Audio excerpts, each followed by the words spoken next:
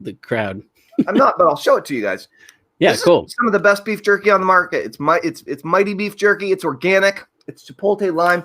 Honestly, as big of a fan as I am of the spice, and I also like lime. It's a little bit limey. It's a little bit on the limey side. Too acidic, or too like gets that back of your tongue. Yeah, just a little bit too much lime. Just a little bit too much. They need to back off. Back off. Back off, Jack. That's right. Man, I have this guy. He lives locally, and he makes Hi, gents. hot sauce. Let's see who that is. We just got a comment that said, "Hi, gents." So I'm going to go, and I'm assuming that's coming from the Art of Email Marketing group, and I'm going to see who that is. Cool. Welcome, and good morning. Yeah. A couple of years ago, I was working on this project called I Love Hot Peppers, and I was Chris Lang. What's up, Chris? Sorry. Oh, Chris. Awesome. Hey, Gene. Good morning. Good morning, Gene. Yo. I was working on this project called I Love Hot Peppers, and it got disrupted. Honestly, it got disrupted in me because of the whole divorce situation. It was a side project, and it threw me off my game. And I love hot peppers so much. And like my first company was a salsa company. I've been seriously thinking about reviving it.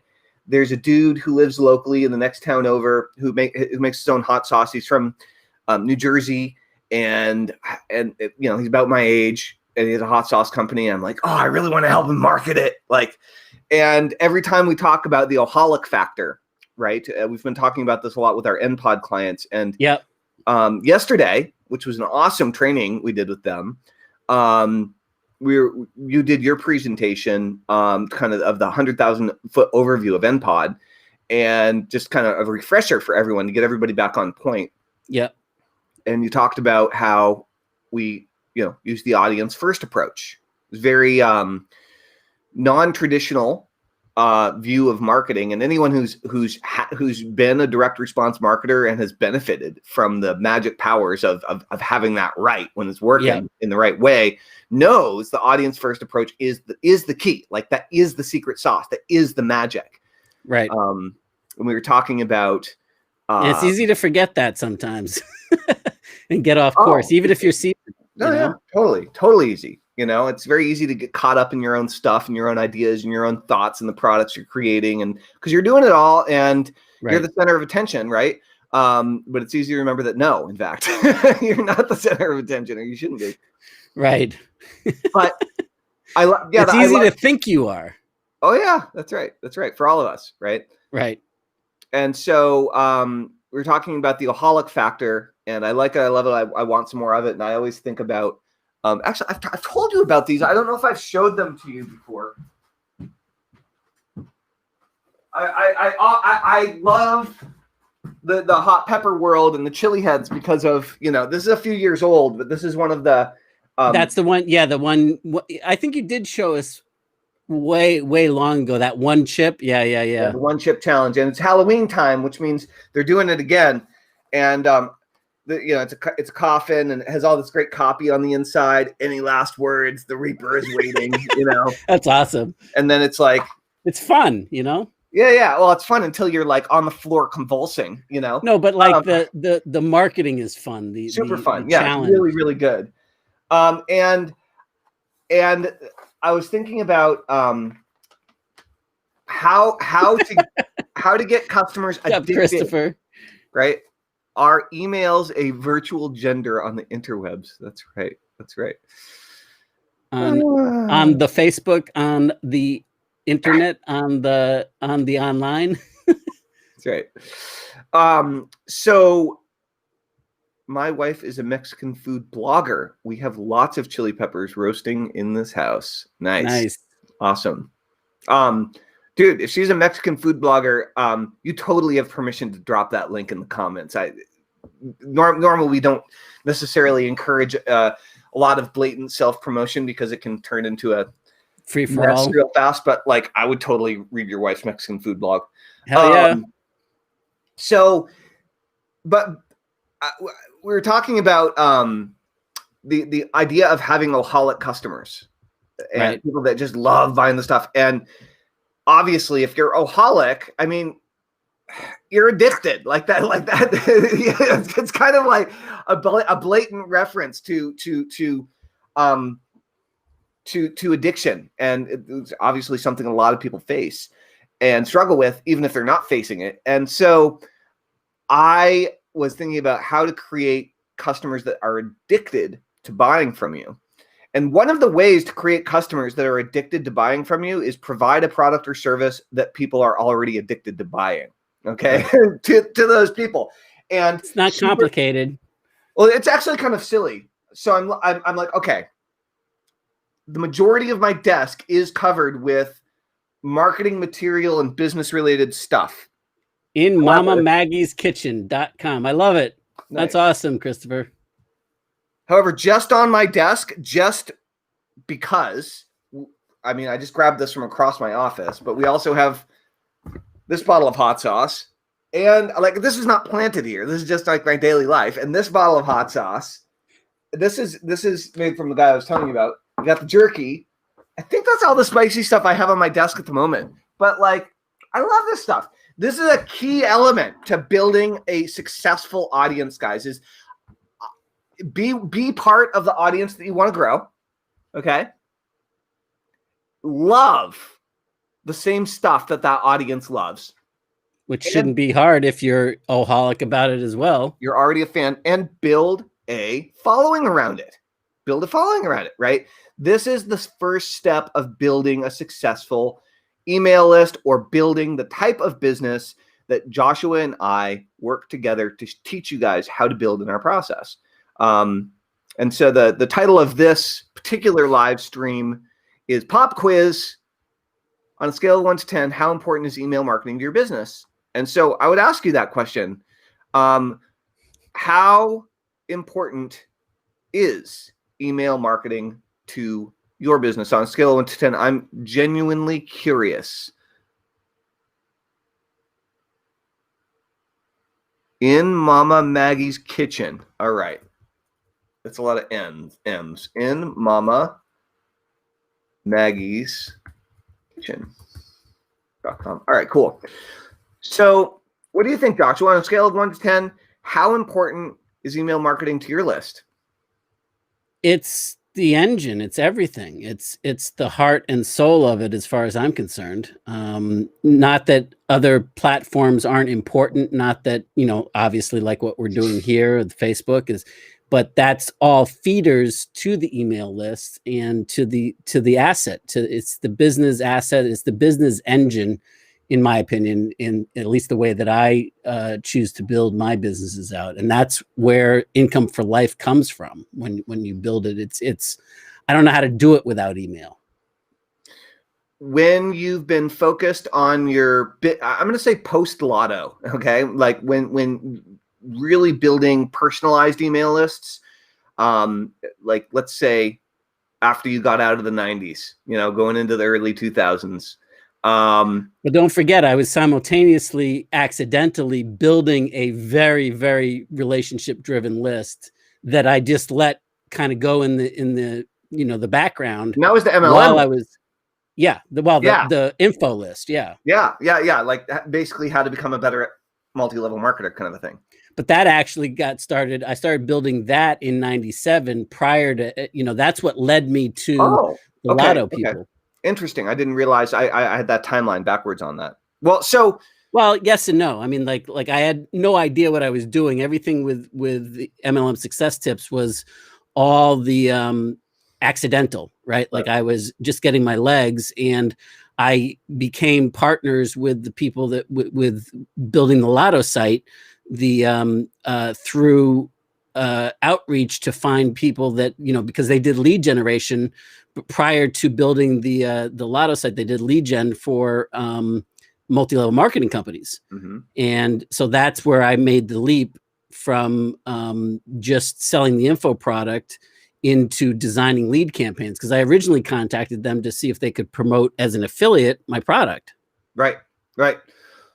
So, you and I have been talking behind the scenes about the difference in the way that the internet and internet marketing has changed over the years. of going wide to going more narrow when their approach with your audience. And I feel like I'm in marketer rehab. that's good. I'm glad. I think that we're going to get the results that we're going to get are going to be better and better as for we get sure. more narrow and focused. Yeah, I remember Joe Schroeder for sure. I think so, but maybe not. Is he still active? What did Joe Schroeder do? He was an MLM trainer. Oh, I totally don't remember. In the same time frame as Big Al, Schrader, and Randy Gage, and the guy that wrote Cash Copy, Jeffrey Lant. Oh, I remember some of those names. I remember. So I've heard his name. I think I bought something from Jeffrey Lant. Jeffrey wasn't just network marketing, but he had a lot of network marketing specific stuff. But yeah, he was a good copywriter, good marketer in general. Cool. So what are some of the audiences, the Oholic audiences that you've successfully played in, Joshua? Network marketing. I've successfully played in real estate investing. You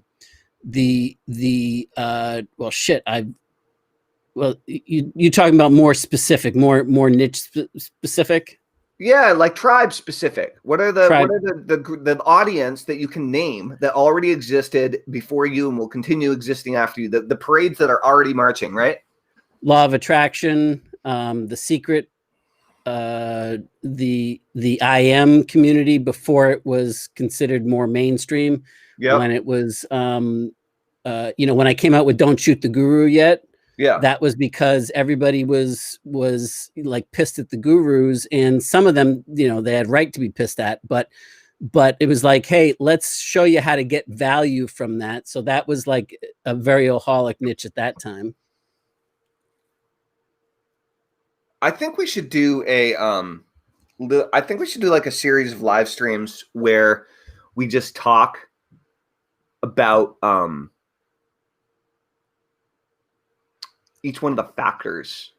Yeah, the Christopher, the way that I like to sum up what the Oholic factor stands for and means is these are people that are saying the act of whatever their subject there, it's even beyond enthusiast. It's like there's a visceral attachment to it that when they see it, they say, I like that. And then the act of consuming it, whatever it is, whether it's information or something physical or whatever, they say, I like it. I love it. I want some more of it. The act of actually consuming it doesn't satiate it. It makes them more hungry. It makes them more insane, and we're all kind of like that on different subjects. And it was the way that I look at, like, when you get in heat on certain subjects, like when I'm want to learn about driving traffic on Facebook, I study everything. I buy every program. I go in depth on, and not just one, but lots of them. And I go deep on it because at that moment I got to know all I can know and deeper and deeper. So the act of actually doing it's insatiable addicts. And I love the phrasing and the rhythm of, I like it. I love it. I want some more of it. There's an interesting factor here, and there are exceptions to this rule. But one of the when helping people choose a good audience, one of the most important factors, in my experience, is that the audience has a name for themselves. It's usually one word. And so we can say self-improvement junkies or people who are all woo-woo, and that's okay. It's obviously a huge market, but meditators is much more specific and mindfulness. Useful. Yeah. Right. Well, because they call themselves meditators, they label themselves based on the activity that they're Oholic about. Right. Right. And if with that label, when they label themselves, when they, stamp it on their chest and they have a one word label for themselves and people that participate, what happens is that it's much easier for them to find each other and form into groups. Okay. Right. And this is that could be it. Mm-hmm. Right. So Weirdos. it could be woo-wooists, except they don't call them woo-wooists. Right. That's That's not not what they something call that they, themselves, right? So there's a lot of alternative spirituality that is specific within that greater world. New And Agers. New Agers, good, right? It's good. Right. And, Well, I mean, that's still broad, right? I mean, there's all sorts of long tail carving up, and that's where things have shifted quite a bit. And frankly, that's where like there almost isn't anything that you can't have as a minimum viable audience, to start with, like, because right. it's reachable now. It wasn't reachable back when I started in 97. It just wasn't reachable, but you can find them now, and inexpensively much enough easier. Mm-hmm. to find them now. That's right. That's right. So the good news here, Chris, is that what you're doing right now is a very common process, which is you're reaching, right? You're stretching to try to name them, and it's fun. But if there's a question mark behind your word, you got the wrong word, right? These are names that, like dentists. What do they call themselves? Dentists, right? They go to dental school. And just to give an alternate point of view, I have had phenomenal success with naming it myself, and then it becomes something that people, Trumpists, never Trumpers, the whole mindful manifestors, manifestors. But it's not that they have to already have adopted it. Like, I'll go into a crowded market space and I will create my variation of whatever it is and name it. And then I build that vernacular, that tooth fixers. Yeah. So, you know what? A really awesome version of this that jumps into my mind, Joshua, is the Mouseketeers. Right? Right. Yeah. Walt Disney I'm assuming Walt Disney created the idea, but if it wasn't Disney, it was somebody that worked for him, right? The Mouseketeers. And the Mouseketeers are people who love Mickey Mouse. And they want to be and the Mouseketeers turned into the people, they're members of the Mickey Mouse Club. Right, to go with your Clubhouse reference. So you can name them. It is, and like, I mean, there's no doubt we've used it as an example many times, but people that love Jeeps and own Jeep, I mean, they're Jeep owners, right? But they don't have that's two words, not just one. So there are some exceptions, right?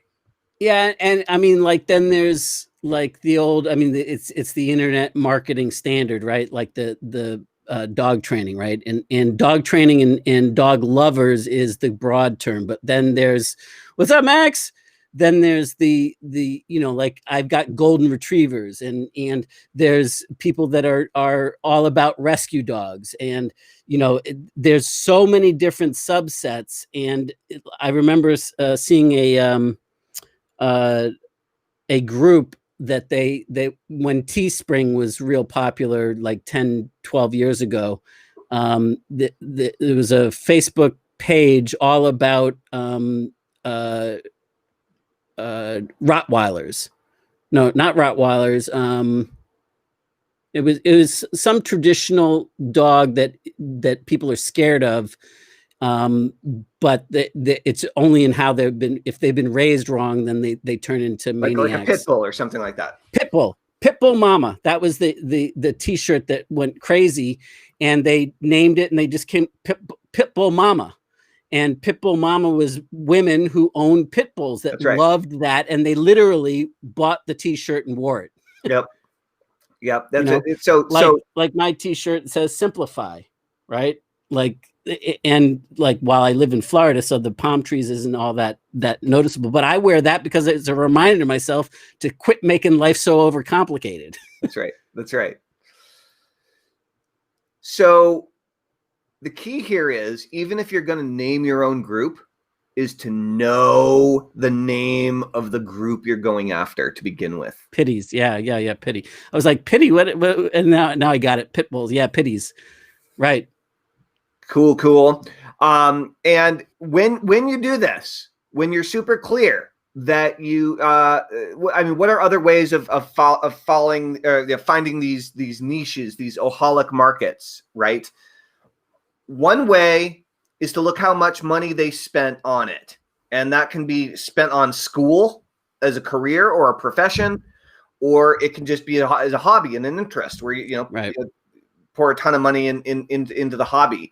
So any of the higher degrees, whether you're a lawyer, whether you're a dentist, whether you're a doctor, whether you're a chiropractor, whether you're an acupuncturist, whether you're a historian, it gives you a good key as to the subject matter that the person is kind of a little bit obsessed with, right?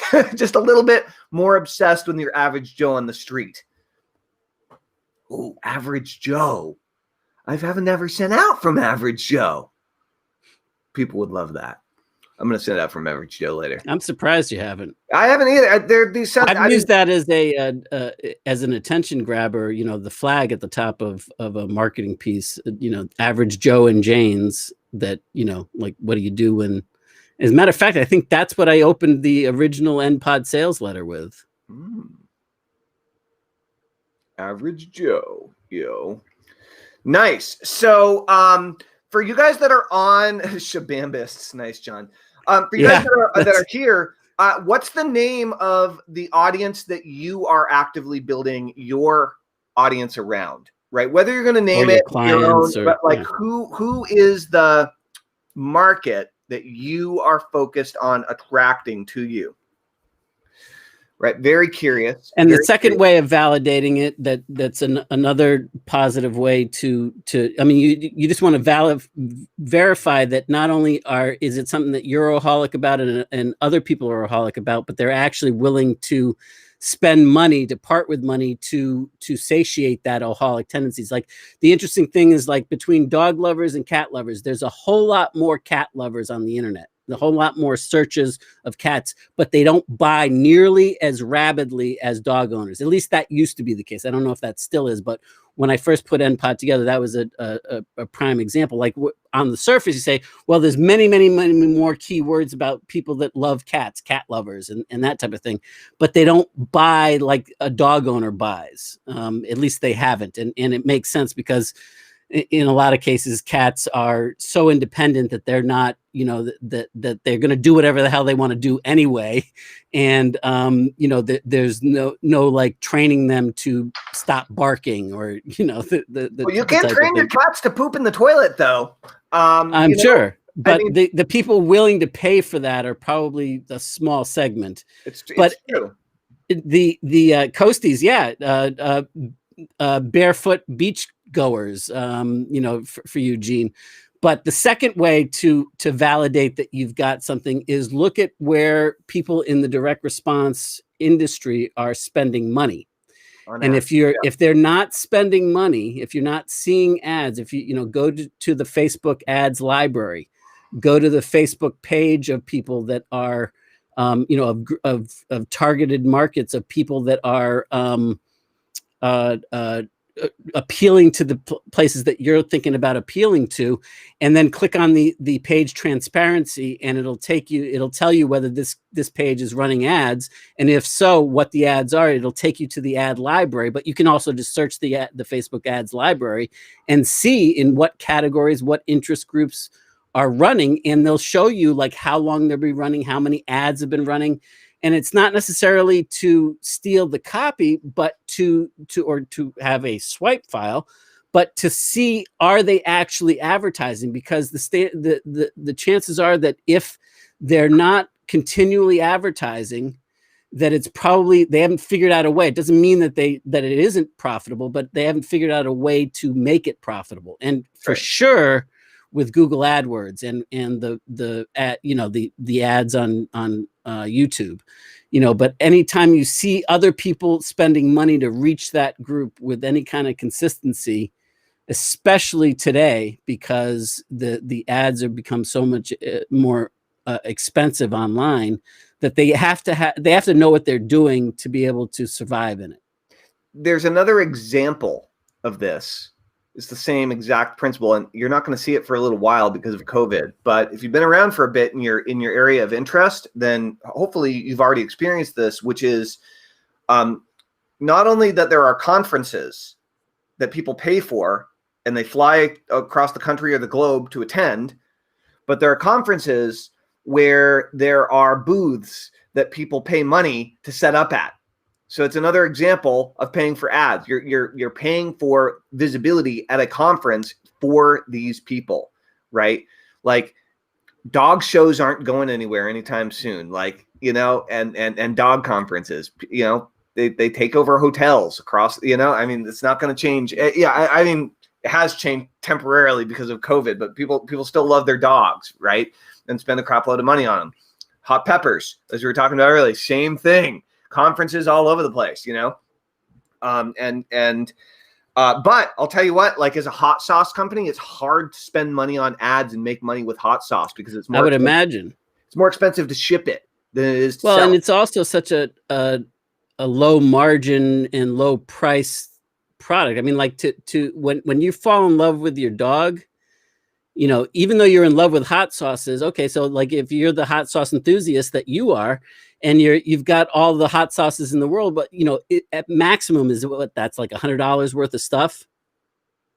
Oh, at a given purchase, you mean? Yeah, no, or like right now in your normal everyday life, like is it $100 worth of stuff that you eat and you consume on a regular basis? I have 2 full cabinets with multiple shelves completely filled with bottles of hot sauce. Okay, but how many times do you have to replace it? Oh, well, yeah. So what's the inventory churn is what I'm getting at. Yeah, maybe like when I'm going out a lot more, $100 a month. You know, you can't really buy more than $100 a month of new hot sauce. Otherwise, it's great, but that's not like that's the upper end. I mean, like you're probably at the absolute peak, which is fine if that's, you know, that's a viable model for, you know, a very small group. But on the other hand, you know, to then, but then you compare that to dogs, and you know, somebody will spend $50 on a special collar. Somebody will spend, you know, just because they are emotionally attached to the love that they believe they have to show their pets, and that they do show their pets. That's right. So there's lots of subject. A new subject that I'm just dabbling in right now is lacto fermentation. Okay. I lacto fermented some salsa, and over the last couple of years, I got into like kimchi and kombucha. Yeah. And so I lacto fermented some salsa. I have some. Is that the process that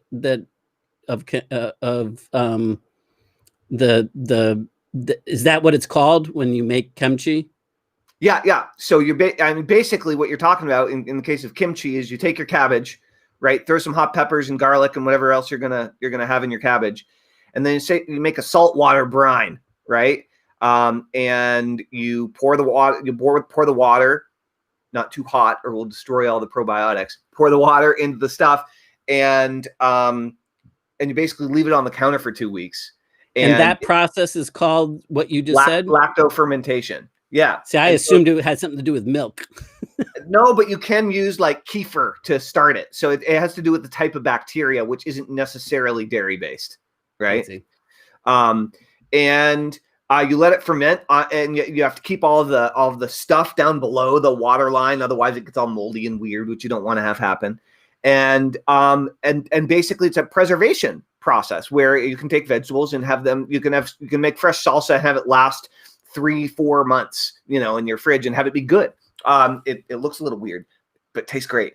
And so I'm making my first batch of lacto fermented hot sauce right now. So it's very exciting, but people buy special jars with special lids, and there's bloggers that just blog about lacto fermentation, and they show all their lacto ferments that they do, and they talk about how much they make their kids eat with every meal to make sure they have good gut health, you know. People really love it. They're totally down. So it's another area of interest where people get totally obsessive. They get really into it. Like fine cheese. People are nuts about like crazy, stinky, exotic, funky imported cheese, right? No, well, if you're in a household with somebody that has a taste for kimchi, then self-preservation is about you battling back. That's right. That's funny. We got business idea. Denver is green chili heaven, but no one has ever bottled the Hatch green chili gravy that rules Colorado, New Mexico. All right, well, go for it, dude. Hatch chili gravy, make it happen, or whoever that is. That's Chris Lang, I believe. All right, next business, Chris. That's what I'm talking about.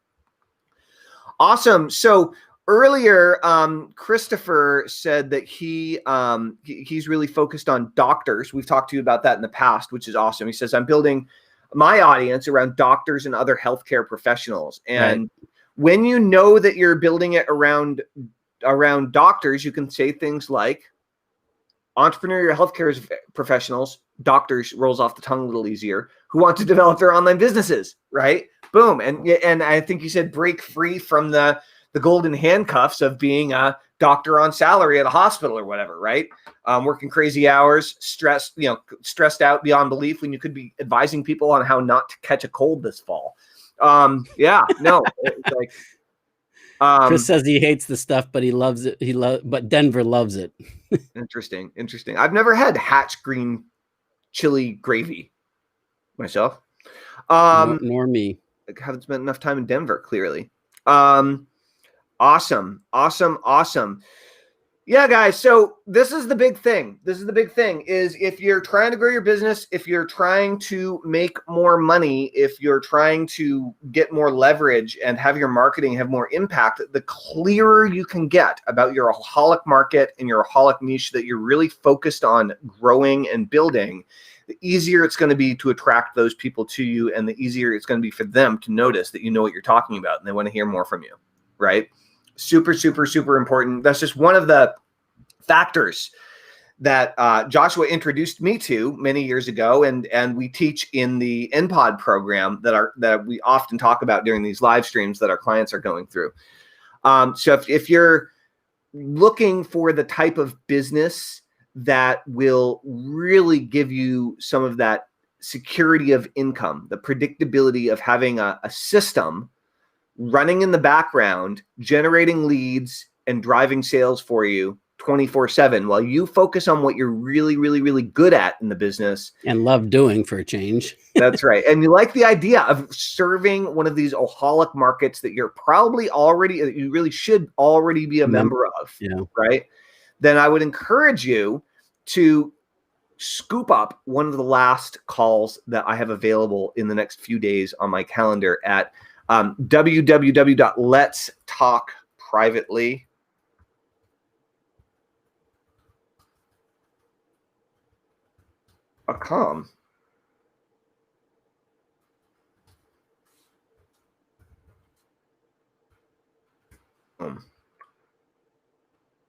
That's right. Awesome. I really like burned out doctors because they have such incredible pain to cure. I bet. And they're probably in their like late 50s, right? They've been doing it for a long time. They're done. They're ready to retire, but they don't want all their money to go away, and they probably have other stuff they want to do. What's that? Scooby-Doo? Scooby-Doo. Okay. Scooby-Doo, right back to you, I suppose. Whatever that means. Anyway. So I think that's about it. I mean, is there anything else that you have to say about choosing alcoholic markets and niches, Joshua? I mean, we started off talking about email, and then it went to a very important place, and it's all interconnected. But I don't know if you want to, you asked me how important is it, and you didn't share from your point of view, nor did we ask any of the people, how important it is. There's no right answer. There's just their answer and your answer, and I'm just curious, like how much of a driver of business or how much of a lifeline is email for our people that are tuning in, that are watching. Yeah, I mean, for me, it's been my saving grace for 17 years. I mean, it's been absolutely not only like the center and focus, but it has represented 95% of my income for almost 2 decades, right? Like that's a pretty significant thing, right? I need better writers. For your emails, you mean? We just had a we just had a good colleague, a friend and colleague reach out to us earlier today saying they were also on that very subject. A better writer, right? Yeah. A client of mine centers on chiropractors. 100%. Chiropractors are historically a great market, especially to teach marketing to, because they're already open generally to a slightly more alternative way of looking at things and doing things differently. They tend to be a little bit out of the box as far as their thinking. They're kind of the black sheep of doctors in a way, right? No offense, chiropractors. I love chiropractors. Plus, once they get a taste of what's possible with, good, powerful online direct response marketing driven stuff, and how that flips the tables and brings business to them where they're not always chasing, getting people into it's like game changing. And then they're addicts. I mean, in terms of they become a holic on direct response online marketing as a result. Christopher, something interesting just popped into my mind. I don't know if this would be helpful to you or not, but I was thinking about eye doctors. I was thinking about just now. I was thinking about optometrists, and the reason I'm thinking about optometrists and eye doctors is because often they have a store that sells glasses in the front of their office, right? And lenses and prescription lenses and the whole thing. Like, they're selling a lot of product, unlike most doctors, right? Most doctors aren't selling a lot of product. They're selling their time, the service, the tests that you have to take or whatever. But eye doctors, they spend a little bit of time selling their time and a lot of time selling glasses. And I bet you could build some ripping lead generation machines for optometrists and eye doctors on a local level. And as you've been talking about doctors, I was like, I wonder what would happen if Christopher focused on a specific type of doctor. That was going the conversation in my head. And then optometrists. I don't even know what an ophthalmologist is. What the heck is that? I've heard the word. I've never been to see one. The John Mellenson says that email is 90% of his income, but as a vendor, because he's, I guess, doing maybe he either brokers or he has large lists that he does targeted broadcast to massive lists. Yeah, man, it's amazing. It's the engine. Every time I hear something about how email's dead, I just laugh. That's right. The only people that say email's dead are people who aren't very good at doing email, I found.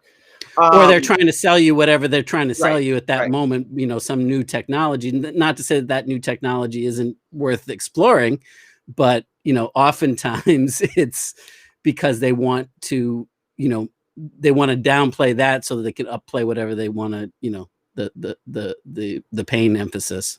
Right. Marilyn says ophthalmologists are eye doctors. Thank you, Marilyn. I see. Yeah, I just Googled it. That's great. It's like I purposely hate going to, get my eyes checked because I know that I got to sit through this long pitch of these overpriced glasses. And I'm too nice because I'm, being a marketer in sales, and I don't want to be like, but I just sit there and nod, and I'm like, I have no intention of buying, these $500, $800 pair of glasses when I literally get the same thing at Costco for, $50. Right. And I do have retina issues that I have to go and I've had retina surgery to make sure that every year I have to make sure that it's not continuing to, that it's maintaining the laser treatments of, that it's not progressing any further. So, I know exactly what you're talking about. Luckily, the retina, when I go to the retina folks, it's not a pitch fest. That's right. You guys want to hear a fun fact about eyes? One of the most common, unusual, and unexpected side effects of hypnosis is that very often, if people wear glasses and they start using hypnosis, they find their vision goes blurry. Why? Because they relaxed the muscles in and around their eyes on a continual basis. It changes the shape of their lens on their eye, on their eyeball. That's the retina, right? The lens. And they have to get their prescriptions reduced because their eyesight is actually improving. I've had numerous clients over the years who called me back saying, "What the heck did you do to me?" Right? I don't need glasses anymore, or I was able to, dramatically reduce my prescription. It's great. Yeah, no, it's you're reminding me that it's time to get back to meditating again. That's right. Awesome, guys. Well, thank you everybody for your Yeah, thanks for all the awesome participation. all the comments. Really great seeing you all. And that's about it for now. Thank you, Joshua. Thank you, sir. Thank My you, pleasure. John. Thank you, Marilyn Marilyn, and Chris Jean, Lang and all of our Gene, of course. awesome. Eye exercises are useful. Rock and roll. All right, guys, we'll talk to you soon. Have a great afternoon and a wonderful weekend. See you, Christopher. Bye. All right. Toodaloo.